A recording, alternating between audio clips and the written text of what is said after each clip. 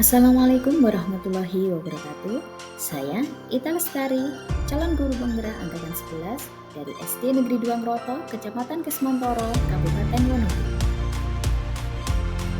Dalam video kali ini saya akan menyampaikan kesimpulan dan refleksi pemikiran Ki Hajar Dewantara modul 1.1 koneksi antar materi.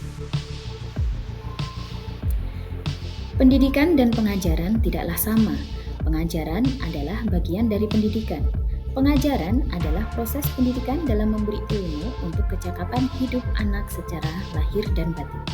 Sedangkan pendidikan pada hakikatnya adalah menuntun atau memberi tuntunan terhadap segala kekuatan kodrat yang dimiliki anak agar ia mencapai keselamatan dan kebahagiaan setinggi-tingginya, baik sebagai manusia maupun sebagai anggota masyarakat.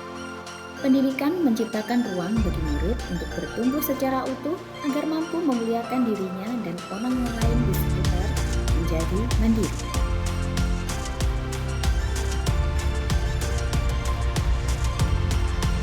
Sebelum mempelajari modul 1.1, pembelajaran yang saya lakukan itu hanya sebatas transfer materi saja. Ketuntasan dalam penyampaian materi lebih penting daripada memahami karakteristik murid. Jadi hanya melihat dari nilai aspek kognitif saja tanpa memperhatikan kemampuan mereka. Jadi saya beranggapan jika nilai murid sudah mencapai KKM, itu berarti pembelajaran sudah berhasil. Jadi di sini murid hanya sebagai objek pembelajaran saja dan pembelajaran itu berpusat pada guru atau teacher center. Sebelumnya saya juga tidak mempedulikan apakah murid sudah benar-benar paham dari apa yang saya ajarkan atau tidak. Karena fokus utama saya hanya ketercapaian materi. Menurut saya materi di setiap semesternya itu terlalu padat. Jadi saya hanya mengejar ketercapaian dan keterselesaian materi itu. Sehingga kadang saya juga hanya menyuruh siswa untuk menghafal materi agar mereka lebih bisa. Namun ternyata saya sering merasa gagal dan mengeluh ketika banyak murid yang tidak tuntas setelah melakukan evaluasi.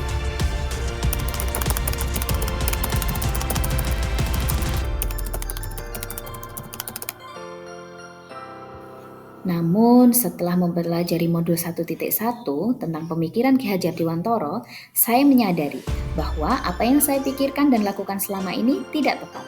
Seharusnya saya melakukan proses pembelajaran secara menyeluruh, bukan hanya aspek kognitif saja, melainkan semua aspek. Aspek afektif, psikomotor, spiritual, sosial, dan budaya. Karena pada dasarnya murid sebagai objek pembelajaran, yaitu artinya murid memiliki kebebasan berekspresi, mengemukakan pendapat mereka dan berkreasi sesuai kemampuan dan kemauan mereka. Jadi, guru itu seharusnya menjadi fasilitator pembelajaran. Saya sebagai guru harus mempelajari karakteristik murid, memberikan kesempatan murid untuk tumbuh sesuai dengan kodratnya.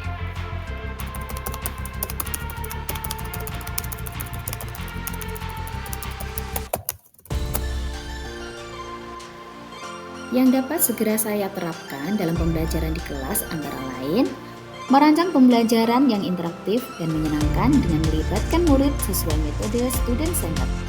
Menerapkan pembelajaran ABA 21 yaitu berpikir kritis, kreatif, komunikatif, dan kolaboratif.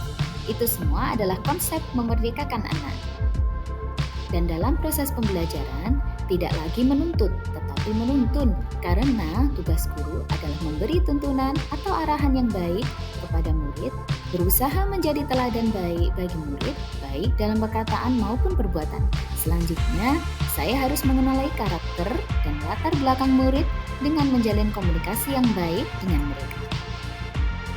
Terima kasih, semoga video kali ini menginspirasi. Salam bahagia, salam guru penggerak. Sekian, wassalamualaikum warahmatullahi wabarakatuh. Guru penggerak, tergerak, bergerak, menggerakkan.